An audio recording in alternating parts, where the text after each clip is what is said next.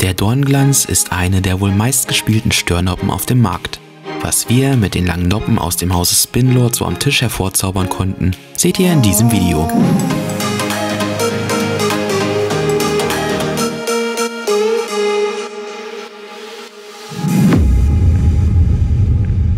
Der Dornglanz kommt für knapp 20 € in der schwammlosen OX-Version daher. Das Gummi mitsamt Noppen fühlt sich sehr elastisch und relativ weich an. Die Noppen sind relativ dünn, auffällig sind die relativ großen Abstände dazwischen.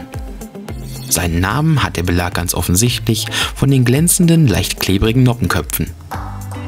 Im Dots-Test zeigt der Dornglanz ein eher niedriges Tempo, womit der Belag sicherlich auch gut mit schnelleren Hölzern harmonieren sollte.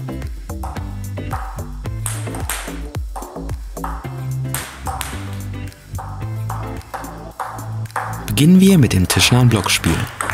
Topspins lassen sich mit einem geöffneten Blatt und einem lockeren Händchen auffällig flach retournieren. Passiv gespielt wirkt der Dornglanz eher dämpfend, was an den leicht klebrigen Noppenköpfen liegen dürfte. Etwas aktiver gespielt zeigt das Gummi dann auch seine erste große Stärke. Gerade im tischnahen Hackblock erzeugt das Teil ein hohes Maß an Unterschnitt.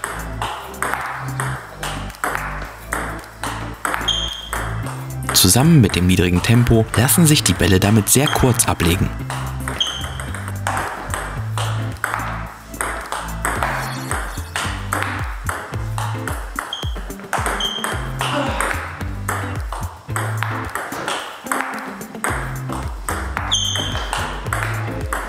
Obwohl das Gegenkontern nicht ganz so einfach ist, werden offensiv gespielte Bälle mit einem unangenehmen Störeffekt versetzt.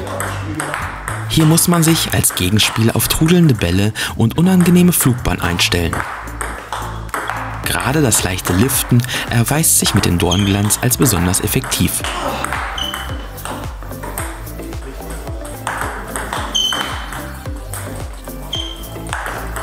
Auch aktiv gespielte Seitwischer erreichen einen hohen Störeffekt und führen zusammen mit krassen Winkeln häufig zum Punktgewinn.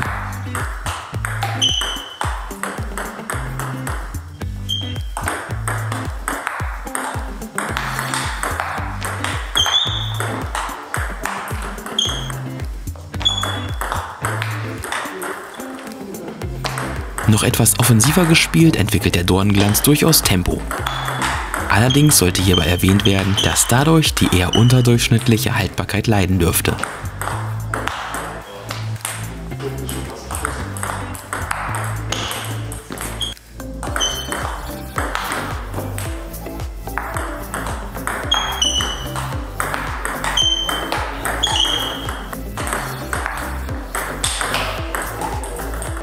Trotz seiner tischnahen Ausrichtung überrascht der Dornglanz auch in der langen Abwehr mit soliden Spieleigenschaften.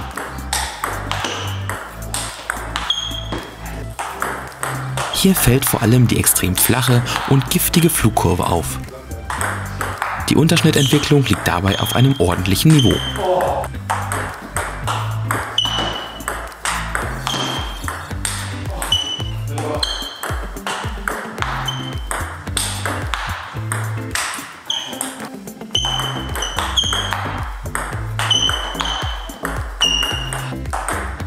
Der Dornglanz ist unserer Meinung nach eine sehr variabel einsetzbare Langnoppe, die ihre ganz große Stärke im tischnahen Störspiel hat. Gerade durch den hohen Störeffekt, die ekeligen Winkel und die überraschenden Tempowechsel wird der Gegenspieler vor Probleme gestellt. Erwähnenswert ist sicherlich auch, dass der Belag damit sogar bis in den Profibereich vordringen konnte. Prominenteste Vertreter dürften die Schweden Gustav Eriksson und Fabian Akerström sein.